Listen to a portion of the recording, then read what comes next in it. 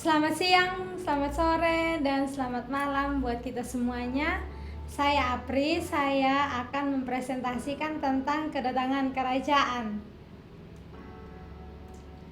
Berbicara tentang kedatangan kerajaan, tentunya teman-teman sudah tahu bahwa sifat kerajaan itu already but not yet. Already artinya sudah terjadi, not yet itulah yang akan digenapi. Nah, pada kesempatan ini saya akan mempresentasikan tentang kedatangan kerajaan yang kedua kalinya untuk menggenapi penggenapan tersebut.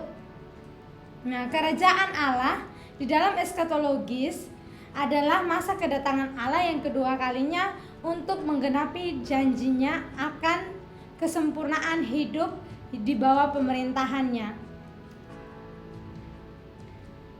Di dalam kedatangan kerajaan ini akan mencakup tentang kebangkitan yang pertama, masa kerajaan 1000 tahun, kebangkitan yang kedua, dan berbicara tentang langit dan bumi yang baru. Nah, kedatangan kerajaan itu digambarkan di dalam dua warna. Yang pertama yaitu kehancuran, kejahatan, dan yang kedua adalah berkat kehidupan yang kekal. Nah, kehancuran kejahatan ini terjadi melalui beberapa tahap. Yang pertama yaitu Tuhan Yesus datang kedua kalinya untuk menghancurkan kejahatan. Nah, kedatangannya ini digambarkan seperti peperangan yang sudah terjadi dahulu, di mana Tuhan Yesus akan menunggang kuda perang dan mengenakan jubah yang bernoda peperangan, di mana Tuhan Yesus disertai oleh bala tentara, namun bala tentara ini tidak ikut di dalam peperangan tersebut karena yang berperang hanyalah Tuhan Yesus. Nah, senjata yang Tuhan Yesus gunakan adalah firman Allah. Dengan kuasa firman Allah tersebutlah kekalahan kejahatan itu terjadi. Ketika Tuhan Yesus berfirman, kejahatan itu dikalahkan dan kemenangan akan menjadi miliknya. Pertama-tama, Yesus akan mengalahkan binatang, nabi palsu, dan para pengikutnya. Dan kemudian, Ia memasukkan mereka di dalam lautan api dan belerang. Nah, kehancuran ini bukan karena dibantai di dalam peperangan tersebut, melainkan karena mereka dicampakkan ke dalam lautan api dan belerang. Nah, setelah itu Yesus akan menghilang dan akan datang malaikat yang akan menggantikannya untuk mengalahkan naga itu dan dicampakkan ke dalam lautan api untuk menunggu penghukuman yang terakhir. Nah, setelah ia dimasukkan di dalam jurang itu atau di dalam lautan api, selama masa kerajaan 1000 tahun, iblis atau naga itu akan dimasukkan di dalam lautan api dan kemudian ia dilepaskan kembali untuk memberontak atau menggodai manusia melawan Kristus dan para salehnya. Nah, setelah itu barulah ia dibinasakan oleh Tuhan Yesus, di mana iblis akan dimasukkan ke dalam jurang maut bersama-sama dengan para pengikutnya, para nabi palsu, dan binatang itu. Binatang ini yang dimaksudkan adalah antikristus ya teman-teman. Nah, aspek positif di dalam masa kerajaan 1000 tahun akan muncul kerajaan di mana para salehnya akan bangkit memerintah bersama-sama dengan Kristus. Nah, teman-teman akan bisa membaca di dalam Wahyu 20 ayat yang keempat. Di sana berbicara tentang orang-orang percaya dibangkitkan dan memerintah bersama-sama dengan Kristus. Nah, setelah itu diikuti dengan kerajaan kekal atau atau dengan langit dan bumi yang baru. Nah, di dalam kerajaan 1000 tahun ini Tuhan Yesus akan memerintah secara langsung. Nah, namun kedua aspek ini akan didahului dengan kebangkitan. Kebangkitan yang pertama adalah kebangkitan sebelum kerajaan 1000 tahun itu atau yang sering disebut dengan milenium. Nah, kebangkitan yang pertama ini hanya untuk para martir atau orang-orang percaya atau para salehnya, ataupun orang-orang yang pada saat itu tidak menyembah binatang itu dan tidak menerima tanda di tangan maupun di dahinya. Nah, setelah itu kebangkitan yang kedua. Kebangkitan yang kedua ini adalah kebangkitan setelah kerajaan 1000 tahun. Nah, setelah kerajaan 1000 tahun akan ada bangkitan kedua, dan di mana setiap orang atau semua orang akan dibangkitkan.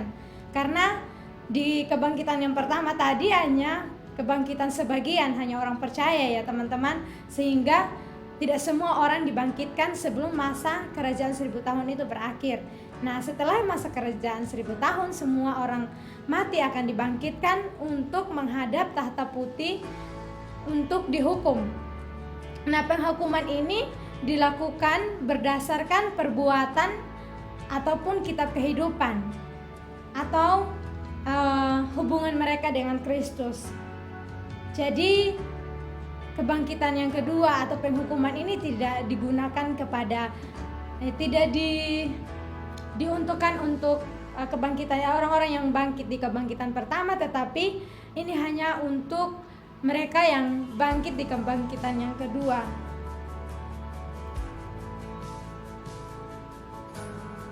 Nah, setelah itu akan ada langit dan bumi yang baru. Nah, langit dan bumi yang baru ini adalah bagian terakhir dari kerajaan Allah. Nah, di dalam langit dan bumi yang baru ini menjelaskan tentang teologi penciptaan yang ditemukan di sepanjang Alkitab, di mana para nabi di dalam PL menggambarkan kerajaan Allah sebagai bumi yang telah ditebus, atau dia bisa dikatakan ini seperti langit dan bumi yang baru. Di dalam Matius, Yesus berbicara tentang pembaharuan dunia. Di dalam Roma, Rasul Paulus berbicara tentang penebusan penciptaan. Nah, namun di Wahyu di sini diungkapkan tentang terwujudnya penebusan tersebut. Oleh sebab itu, di dalam langit dan bumi yang baru ini kita akan mengalami yang namanya kebangkitan tubuh, dan demikian juga bumi yang baru atau langit yang baru. Bumi yang baru adalah tempat pemandangan dari tujuan akhir penebusan, di mana Allah akan menjadi Allah bagi umatnya seperti yang dijanjikan kepada Abraham, Musa, Daud, dan seterusnya. Nah, hal ini adalah unsur yang tetap dalam perjanjian baru yang akan diwujudkan Allah dalam kerajaan yang akan datang. Pusat dari bumi yang baru adalah kota suci, atau yang kita sering dengar dengan Yerusalem baru. Nah, di dalam Yerusalem baru ini kita akan mengenakan tubuh kemuliaan bersama-sama dengan Kristus, dan kita akan hidup di dalam Yerusalem baru. Ini hanya untuk orang-orang yang sudah ditebus, baik mereka yang ditebus di dalam perjanjian lama maupun yang ditebus di dalam perjanjian baru. Nah, di dalam Yerusalem baru ini juga tidak akan ada maut, tidak ada sakit penyakit, karena di situ misi Tuhan tergenapi dan kita akan menikmati berkat-berkat kehidupan kekal bersama-sama dengan Kristus, dan kita akan hidup dan melihat Allah secara langsung. Oleh sebab itu, dan kesimpulan dari presentasi saya adalah bahwa kedatangan kerajaan itu adalah kedatangan Yesus yang kedua kalinya sebagai Raja yang memerintah di masa yang akan datang. Dan kedatangannya ini digambarkan dalam kehancuran kejahatan dan berkat kehidupan kekal. Pemerintahannya terjadi saat masa kerajaan 1000 tahun hingga iblis itu dikalahkan. Oleh sebab itu, kedatangan Kristus pasti akan terjadi. Karena itu kita sebagai orang percaya harus menyiapkan diri kita untuk menyambut Sang Mempelai untuk menikmati kemuliaannya.